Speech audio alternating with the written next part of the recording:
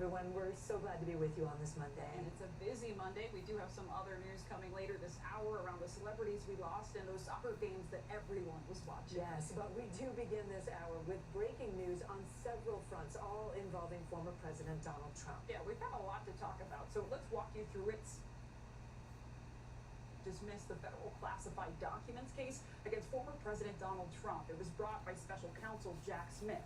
Judge Eileen Cannon ruled that Smith's appointment was unconstitutional, and this case was considered to be among the most serious legal threat against the former president. Second, the Republican National Convention is now officially underway in Milwaukee. The former president, Donald Trump, says he will announce his vice presidential pick today.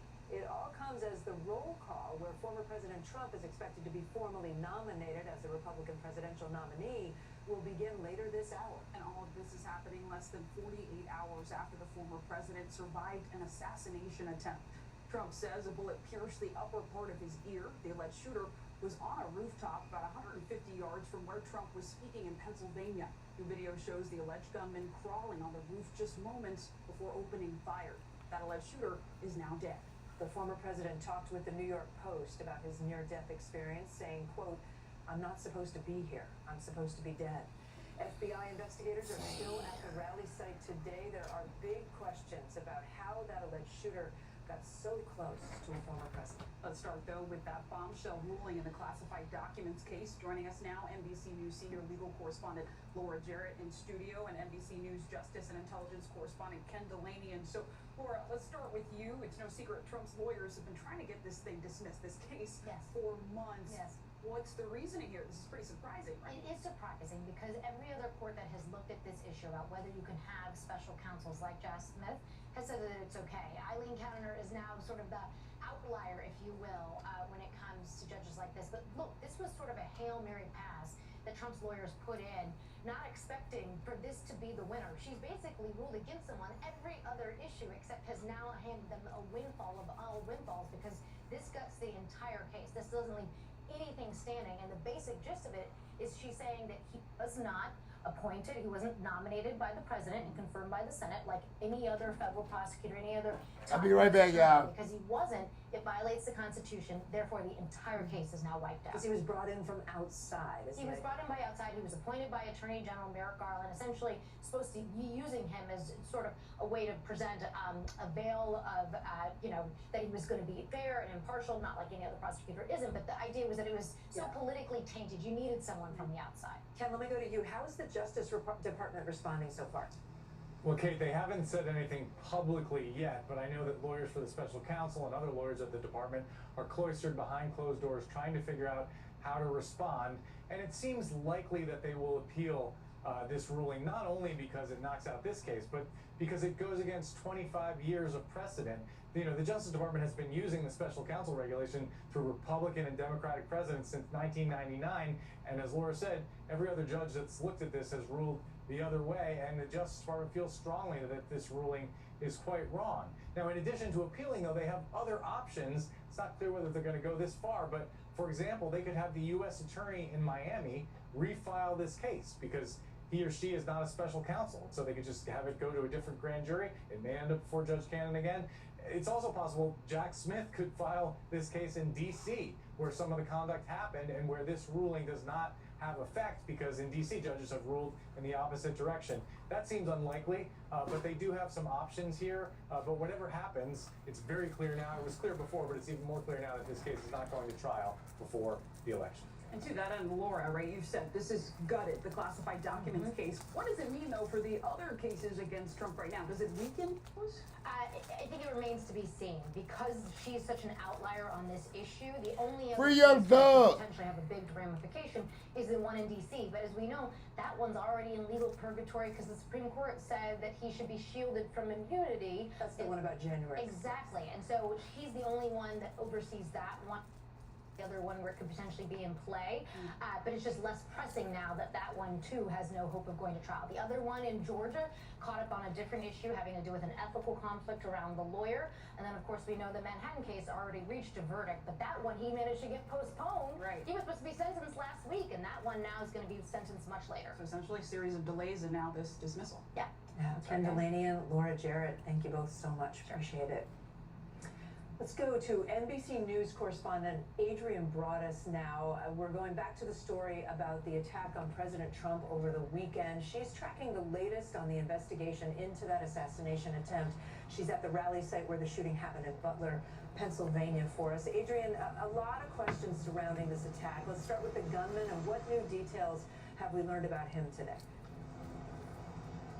All right, Kate, you are talking about the 20-year-old Thomas Crooks who attempted to end the life of the former president at this open field behind me. I was on a call yesterday with the FBI as they briefed the media. He has no history of mental illness that they can see. We do know he was a registered Republican, and about an hour away from where we are, he was a member of a gun club. That gun club has condoned all forms of violence and does not agree with what happened here.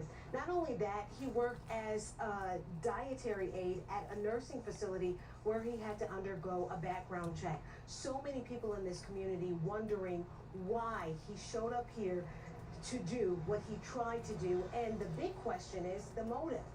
What was his motive, and how was he able to elevate himself on that roof, which was identified as a security concern, Kate? And Adrian, of course, we know there were spectators who were hurt during that shooting. A retired volunteer firefighter, Corey Comparator, was killed. He's being called a hero now. And Pennsylvania's governor, Josh Shapiro, says he died after diving onto his family to protect them when that shooting started. Of course, we also know 2 other people were injured. So, Adrian, what have we learned about their conditions right now? Well, they've been upgraded from critical to stable. They also lived here in the state of Pennsylvania, a 54-year-old man and a 74-year-old man. They were injured physically, but it's not only physical injuries that took place. Emotionally, some people are still challenged by what they witnessed, including a woman I spoke with by the name of Renee White. She and her friend drove here from North Carolina. She was sitting behind the former president and could not believe what she witnessed. She has attended more than 30 rallies for former President Trump and is still having nightmares after what she saw. Take a listen.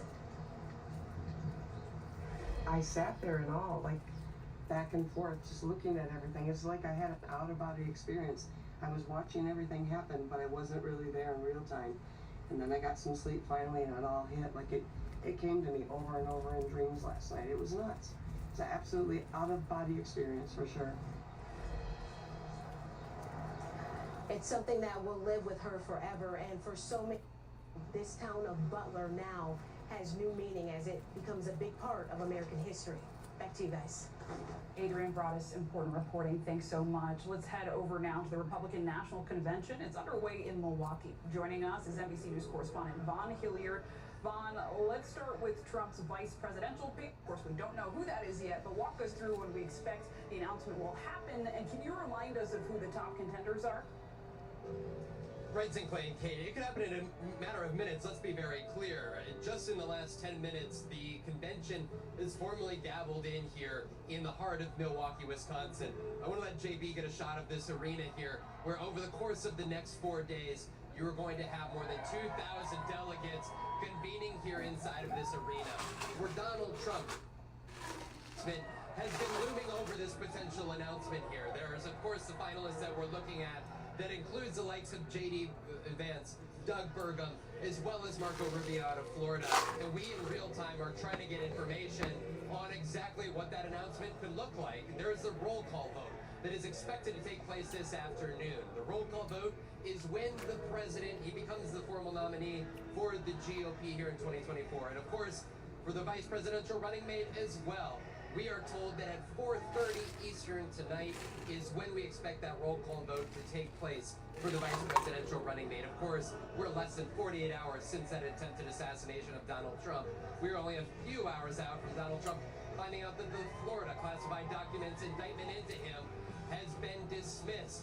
This is a moment, 113 days from the general election on November 5th, in which he is going to have 4 primetime nights of key allies like Marjorie Taylor Greene, Tim Scott, Virginia Governor Glenn Youngkin, all speaking tonight in primetime to deliver the message of what he says he wants to make a unified America message here over the next 4 days in Milwaukee. Guys.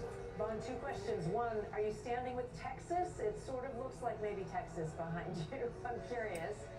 Kate, I think you nailed it. We've got the Texas delegation here. That's what I thought. You've got the likes of the Florida delegation. It used to be the New York delegation that had the front row seat 8 years ago. Yeah. But after Donald Trump changed its residency to Florida, it's the Floridians who have the front row seat this go around. Gotcha. And what do we expect the next few hours? Just give us a little bit of a preview. We're going to start to hear from speakers momentarily here. The chairman of the GOP, Michael Watley, he was the first one to take the mic. We are waiting to hear who the second person is. And I think that we're hearing a chant of fight for the Republican Party here. There's a lot on the line. And of course, you're going to have these key speakers, but also that roll call vote where you're going to have each of the delegations formally say that they put their delegation behind Donald Trump here. So there's much here at stake for the Republican Party. Absolutely, Vaughn Hilliard, thank you so much. Our breaking news coverage continues throughout the hour. Ahead, the latest from the White House with President Biden's calls for unity after the assassination attempt against former President Trump. And here's a live look at the Republican National Convention underway in Milwaukee. The former president is expected to announce his VP pick sometime this afternoon. Of course, we will bring you that breaking news when it happens. You're watching NBC News Daily.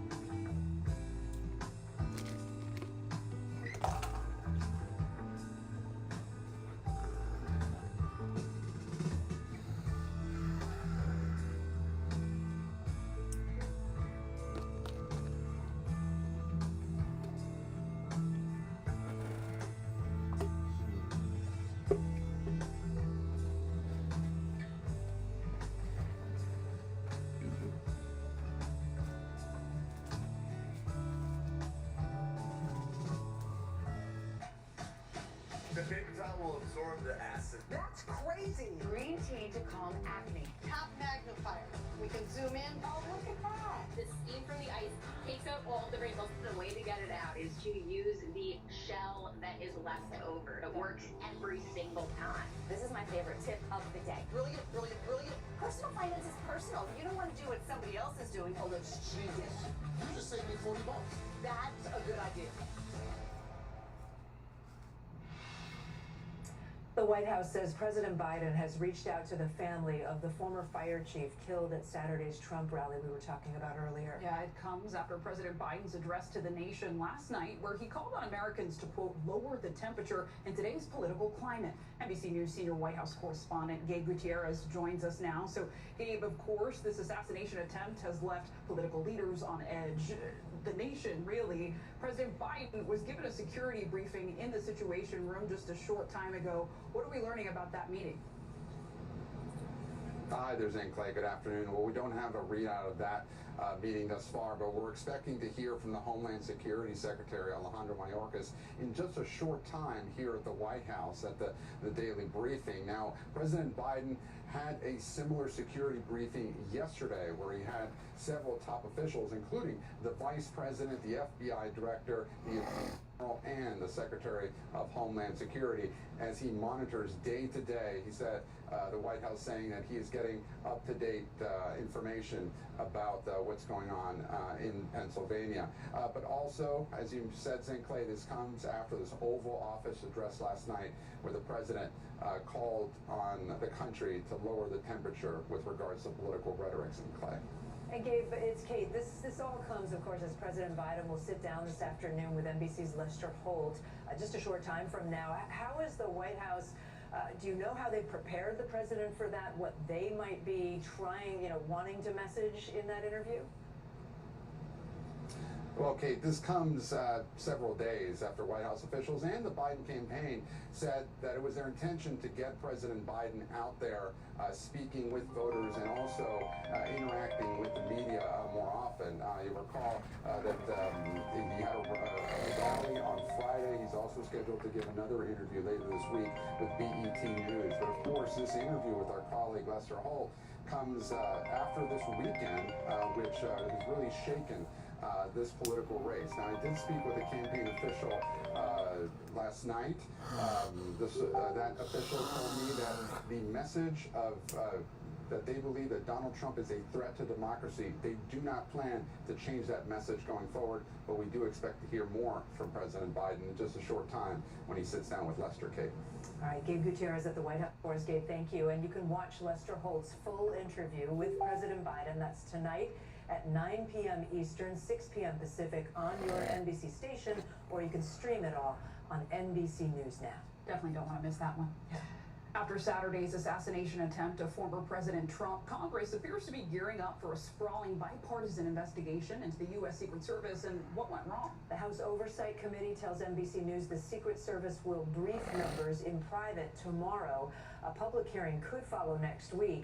NBC News Capitol Hill correspondent Ryan Nobles is following that angle for us. He covers Capitol Hill. Ryan, this could be the tip of the iceberg, right, in terms of lawmakers calling for accountability. I can't remember how many statements I've now seen from various members saying we need an investigation.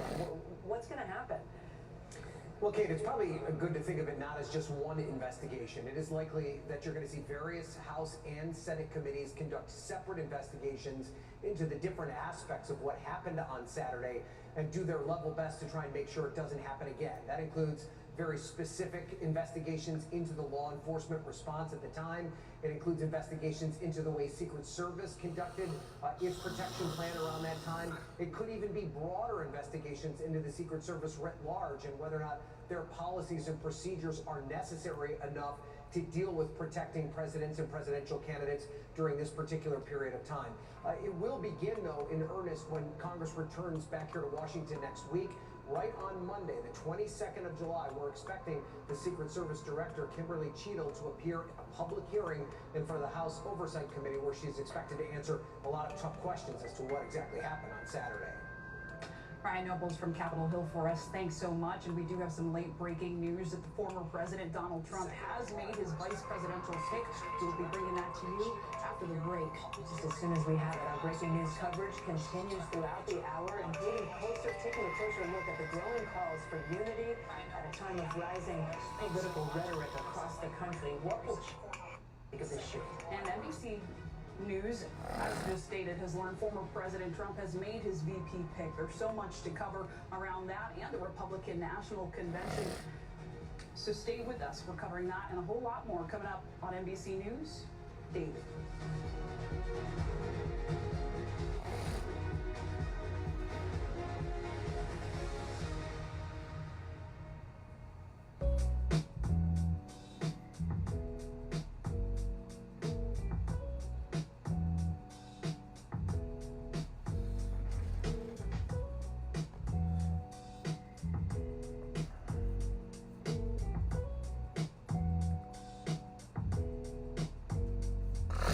Yeah, we watching the news. What you thought we doing? Niggas, they be acting like they really know music. I'ma make some beats, but I ain't gonna make them yet. Niggas, they be talking, but nah, they ain't a threat.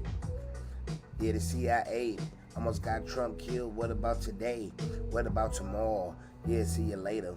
Nigga, alligator. Alligator. Hater, wait a minute. Nigga, see you later.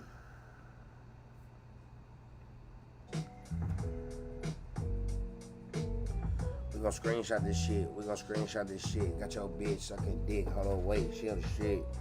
She the shit. She the shit. She the shit. Post it up on the block getting rich. Post it up on the block doing my thing. Niggas act like they know the game. I don't know nothing about no stocks and bonds. Post it up on the block trying to grind. Niggas talking shit is a waste of time. They be really on our block trying to trying to make it shake.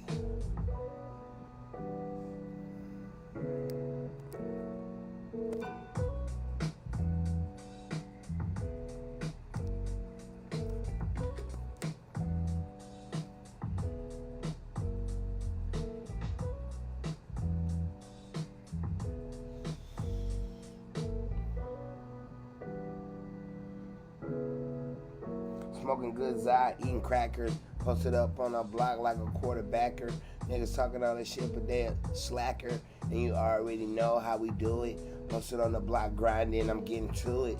Niggas, they be hating on me cause they know I'm getting it. Niggas, they be acting like some bitches. Riding around, nigga, and I'm really in the trenches.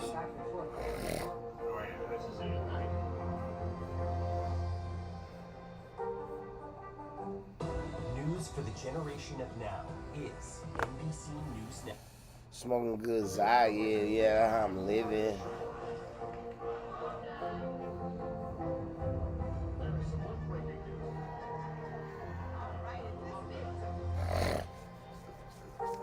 Don't want no smoke. Pull up with the jumping in the bow. Now to the Israel-Hamas war, another deadly weekend in Gaza. Israeli strikes killed dozens of Palestinians, according to the Gaza Health Ministry. NBC News has not independently verified those numbers. Israel is defending the move, saying it was targeting a top Hamas leader. NBC's Hala Garani has the latest from Tel Aviv. The Israeli military says this was a precise strike on a terror cell. Explosions so fierce that they killed more than 90 Palestinians, according to Gaza's Ministry of Health, targeting Al-Mawazi, a designated safe zone. And another strike as emergency workers responded to the scene. They're all gone. My whole family's gone. There is no one left, this woman screams. IDF says they were going after the mastermind of the October 7th attack, Mohammed Daif, based on precise intelligence, posting before and after images of the area, and telling NBC News, according to our information, only Hamas terrorists were present and there were no civilians. But Israeli Prime Minister Benjamin Netanyahu says they are not certain Daif was killed. Hamas said Israel's claims were false and aimed at covering up. And nearby Nasser Hospital in Khan Yunis was once again overrun with the injured. While at the site of the explosion, survivors were digging for bodies with bare hands, using whatever they could find to carry the injured. The massive bombing happened just as President Biden announced a broad agreement on a ceasefire framework. That framework is not agreed on by both Israel and Hamas. So send my team to the region to hammer out the details. But we have been here before, only for talks. In Khan Yunis, further away than ever, with survivors burying their dead once again. Hala Garani, NBC News, Tel Aviv. Thank you. Princess Kate made just her second public appearance since announcing her cancer diagnosis back in March. It was to Wimbledon on Sunday, where she was met with a standing ovation. NBC News correspondent Megan Fitzgerald takes a closer look at Princess Kate's return to the public eye. An unforgettable moment for Princess Kate, making a surprise appearance at the Wimbledon finals to a standing ovation. The Princess of Wales visibly moved as she waved to the crowd. Alongside her daughter Charlotte and sister Pippa, the princess dazzling in purple. all smile. People were hanging on for this one. It was really a bit of reassurance for everyone to see her out there again, looking really well. Kate watching a thrilling men's final between two of the game's best. Carlos Alcaraz of Spain and Serbia's Novak Djokovic. In the end, a dominant Alcaraz, winning in consecutive sets for his second straight Wimbledon title. Kate taking time to talk to the ball boys and girls before handing out the trophies to the finalists. The most beautiful tournament, the most beautiful court. And congratulating Alcaraz on his win, alongside a very engaged Princess Charlotte.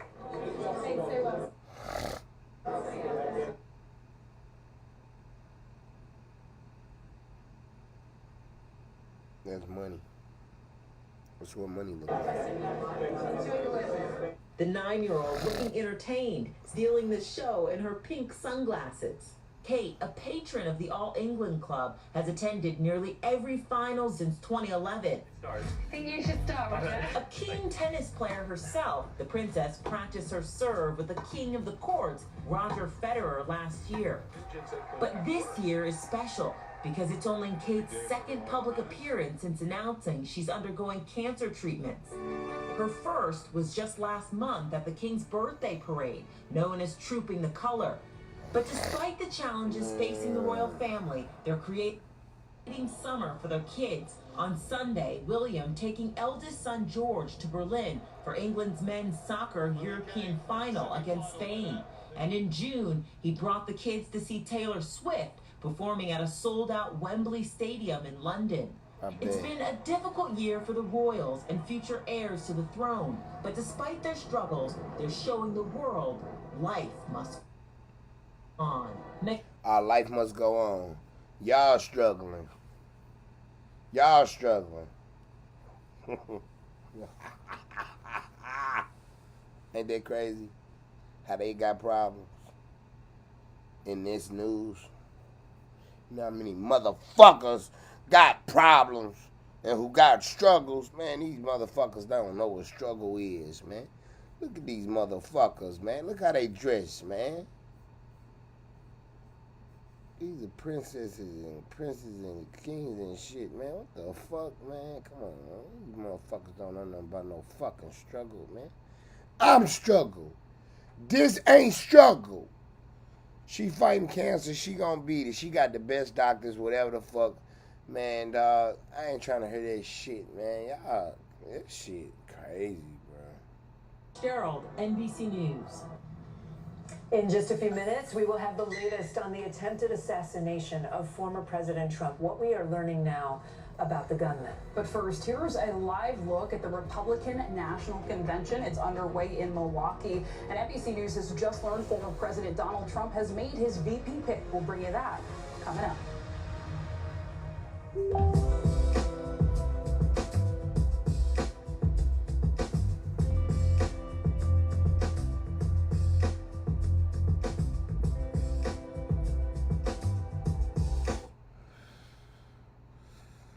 Y'all wanna play, acting like it's a bitch. Nigga around with the chopper and the switch. I got choppers on me, nigga. I ain't gon' trip. Niggas wanna act, nigga, acting like a bitch. I got the chopper, nigga, and I got the switch. Niggas don't play, got the K, got the A. Niggas don't play, got the A. Niggas wanna play, I don't even wanna play. Niggas wanna play, I don't even wanna play. Got the K. Here we go, we gon' shoot broad day. Here we go, it's a nice day. It's a nice day, yeah, we came out, yeah, we chillin'. Everybody know it's a wonderful feeling. Man, they always wanna hate. When I start rapping, it be great. And I just got it off the plate. Scrape, scrape, scrape. Can't forget to hit the sides. Post it up every day and I'm outside. Niggas way be hating cause you know they straight for hoes. Post it on the block and I gotta get the dough. Gotta get that dough, yeah, I gotta get the cheese. Yeah, pop that pack and you leave with it be. I was on the block, I was getting to the cheese. I was on the block, I was getting to the cheese. Yeah, they gonna hate again. I was posted up on the block yet again. They was riding around, we was in the Benz. Hold up, y'all don't even understand. I was just chilling, I was just chilling, I was posted with my friends. Posted with the gang, yeah, you know how that shit go. Posted with the gang, yeah, you know how that should go. We was posted up, getting to the door, yeah, you know. Hold up, wait a minute though. If it ain't nothing about no money, how you? They be hating because they really broke, and they be hating because they really broke. You gotta see this. I'm Gotti Schwartz. We are following some breaking news. Severe storms continue to wreak havoc. The Supreme Court put a pause on a controversial immigration law. Protesters have redoubled their numbers right here at this makeshift barricade. The future of TikTok as we know it is at risk. Is this a ban or not? The craziest ride I have ever hitched. That is totality. Do you see yourselves in space? I could go to space.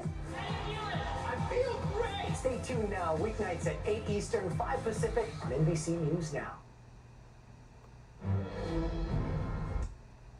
Welcome back to breaking news coverage on NBC News Daily. We're tracking several major headlines today involving former President Donald Trump. Nearly 48 hours after his attempted assassination, Mr. Trump is in Milwaukee, Wisconsin for the beginning of the 4-day Republican National Convention. He's expected to announce his pick for vice president today, and in fact, we have learned that he has made the choice. We'll bring that later. Yeah, as soon as we have it, we'll bring that to you. At the same time, the former president secured a major win in court today after the charges in that classified documents case were dismissed this morning. Pennsylvania are in the beginning stages of an all-out investigation, a thorough investigation into the assassination attempt on the former president on Saturday night.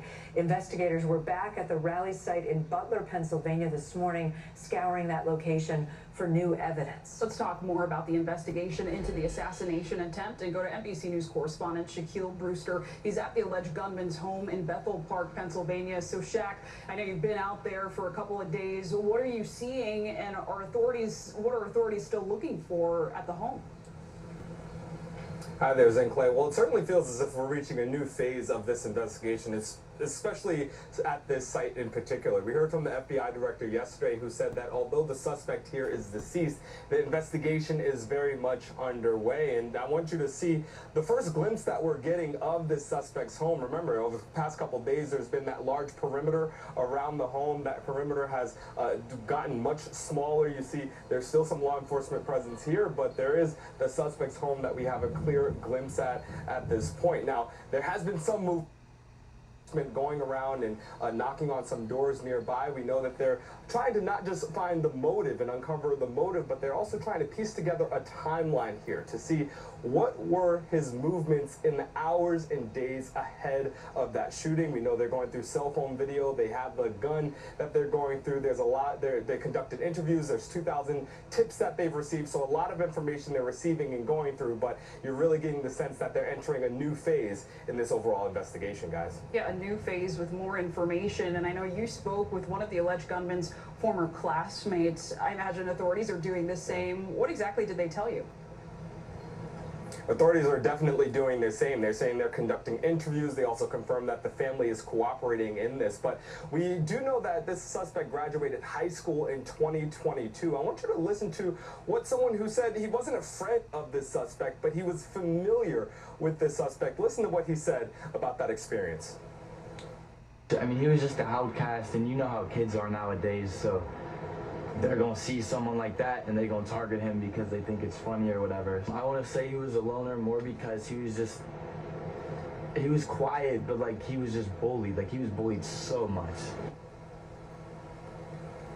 When I followed up asking what he was bullied over, he's pointed out that you would often see the suspect wearing hunting clothes as he was in class. And, you know, one of the other pieces of information that we're learning is that the suspect was a member of a gun club. That's about 30 minutes from where I'm standing right now. That club confirming that he was a part of it. We do know that gun was purchased legally, although investigators are suggesting that it was the father's gun that was used in the attack. Of course, lots to investigate. There are multiple agencies and entities looking into what exactly happened Saturday night and how the suspect was able to fire off those shots at that rally. Shaquille Brewster from Bethel Park, Pennsylvania. Thanks. While the FBI says they do not know the motive of that shooter, the assassination attempt on former President Trump has brought the discussion about political divisions and violence to the forefront. Politicians and voters on both sides of the aisle agreeing that things have gone too far. And since Saturday's assassination attempt, the FBI's deputy director says they're seeing an uptick in threats of violence online. Many leaders calling for unity today, but we were already in the midst of an exceptionally heated election cycle with a polarized electorate, and in some places, it's getting worse. The attempted assassination of former President Trump, highlighting the ongoing political polarization in America. I know him. Donald Trump is a loser. Joe, you dumb son of a... Fears now the nation has reached a boiling point. All of us to turn down any kind of the temperature. We all need to take a responsibility to cool things down, to say what we mean, but don't say it mean. Some Republicans have blamed President Biden for Saturday's violence. I do believe that Joe Biden is responsible for the shooting today. Everyone who has called him a fascist, everyone who has called him a threat to democracy. Democrats have long accused former President Trump of using incendiary language while campaigning. Last year, Trump mocked the violent attack on then House Speaker Nancy Pelosi's husband. She's against building a wall at our border, even though she has a wall around her house, which obviously didn't do a very good job.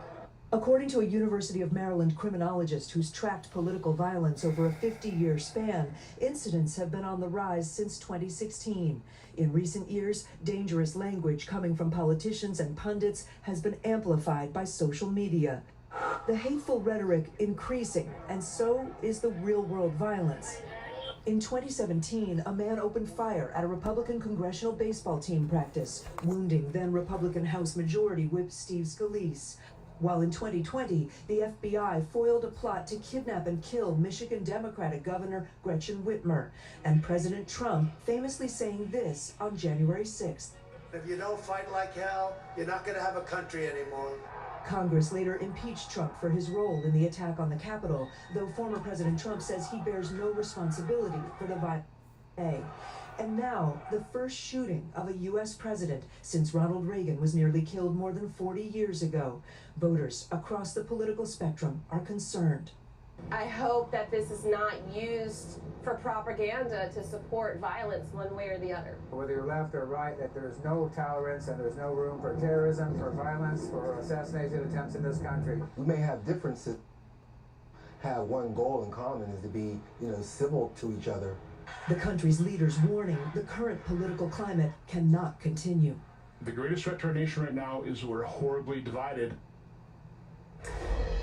Just minutes after President Biden last night finished his remarks from the Oval Office saying that we cannot descend into violence, former President Trump posted on social media, "Unite America." It does bear repeating that the majority of statements that have been made by Republican and Democratic officials since Saturday night have emphasized unity and calm. Sinclair. Kate, really important reporting. Thank you so much. And of course, as we've been reporting, the Republican National Convention is going on in Milwaukee, Wisconsin. In addition to the political excitement inside, there's protests happening outside. Here to bring us that, NBC News correspondent Maggie Vespa, who's covering those protests. So, Maggie, what have you been seeing and hearing from protesters today? Yeah, Sinclair, let me give you a shot of the crowd. You can see just how massive this march is.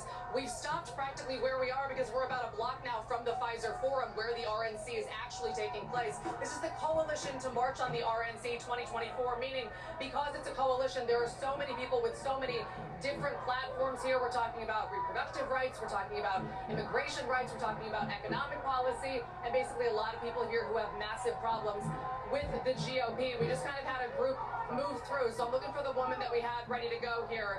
She may have moved with them, but basically we've been hearing from a lot of people that despite what happened over the weekend, people here say they feel safe being here. I'm going to bring in Posey Knight. You got pushed a little bit by that group. Just tell me, you're from the Milwaukee area. What's your platform here? Why are you here? Well, I'm a part of the teachers union. I'm an art teacher at Milwaukee High School of the Arts, and so the biggest thing for me is that we need to bring back public education and interest in our youth. Let me ask you, with what happened over the weekend, the attempted assassination of a former president, do you feel safe coming here today? Do you feel safe now? With or without the assassination attempt, I think it always feels risky to come out and protest, but that's why we gotta come out, and I don't know, it's so affirming to be here with everyone. So I feel safe here. For for sure being a part of a group that is demonstrating peacefully is important to me. So, yeah. All right, Jose, I really appreciate it. Clearly, everybody's making their message heard. You can hear it behind the camera. Again, the RNC taking place right here. The group has stopped, hundreds if not thousands here. And guys, this could go on for hours at this point. They clearly want to make their message known. I'll send it back to you. Yeah, Maggie, to that end, right, making their message known. I'm seeing a lot of posters, a lot of flags out there. What are the main conversations you're hearing from protesters outside? And I know you just asked that one protester if they felt safe in the context of that attempted assassination. What's the tone? What's the tenor out there? The tone is that a lot of people are angry. They want the GOP to know that they're angry with a number of platforms that they have. I mean, when we say a coalition, it couldn't be more accurate. They have 5 unifying principles. Again, they have to do with reproductive rights. Some people are angry about immigration and the policies that came from the Trump administration during their first term. A lot of people are out here talking about Palestine and saying, we have a sign right here saying, stop the genocide. So it really is, it's almost like pick your platform at this point. And this is just a group where there's sort of collective consensus is that they are angry with the GOP and they really are angry with Trump being the presumptive nominee. As far as what happened over the weekend, I mean, that was a perfect example of what we've heard. People basically telling us, some said they were nervous coming in, but the consensus that we've gotten from people is, you know, when you come to a protest like this and with American politics the way it is it is going to be risky, but one woman literally told me it's worth the risk to be here.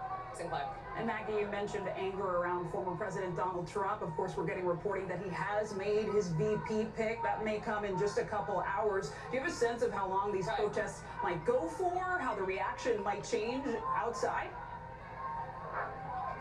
No, we don't. And actually, we're going to walk through as we kind of talk about this, because I want to show you just how massive this crowd is. Like, this route was part of the plan, guys, but this stop, we knew this might happen, but we don't have any idea as to how long it's supposed to take. We can just swing around and kind of show you what's going on. That's the Pfizer Forum in the background. You can see the massive logo, and then you see people are just stopped here, and they basically started a second rally. We had a rally that happened before the march, and now we're in this march, and basically now, again, people are here at the RNC wanting to make sure that they're heard. And this was kind of a point that was central to a court battle that led up to this. This group took the city to court saying they wanted to be within sight and sound was the main phrase of the RNC. Clearly, they've accomplished that. As far as how long this might go, it really is anyone's guess at this point, Sinclair. Maggie Vespa outside a very lively RNC. Thank you so much. Zinkley, we have some more breaking news. NBC News has learned that North Dakota Governor Doug Burgum and Florida Senator Marco Rubio have been told they will not be Donald Trump's running mate. That could potentially mean a third person that Trump called a finalist, Senator J.D. Vance from Ohio, potentially could be the pick. We don't know at this point. You were just looking at live pictures from the Republican National Convention, seeing that speaker that we showed a moment ago. That's happening in Milwaukee. Again, the news right now is that we have heard that 2 people, Senator Marco Rubio and North Dakota Governor Doug Burgum, have been told by Donald Trump they will not be the running mate. We're waiting for more information and an announcement this afternoon. We will have much more details from Milwaukee, so stay with us. You, of course, are watching NBC News Daily. Hello.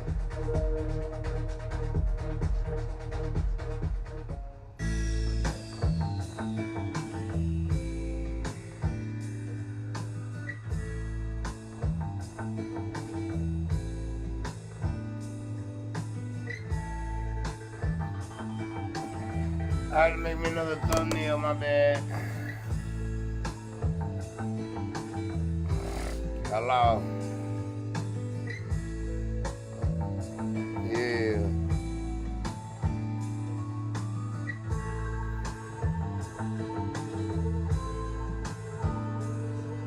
Yeah, how many you wanted? How many you wanted? How many you wanted?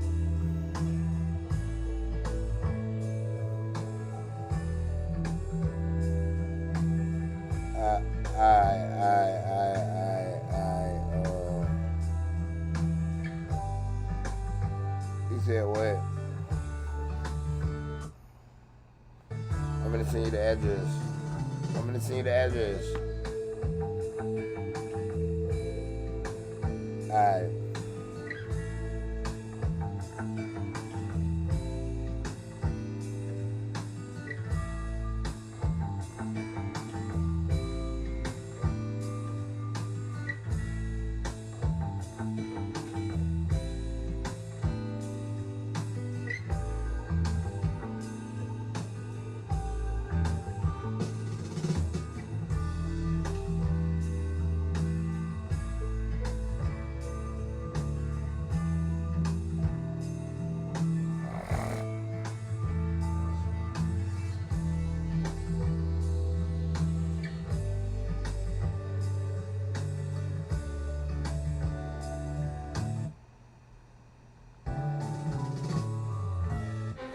you comfortable with the role the Supreme Court is playing in the 2024 election?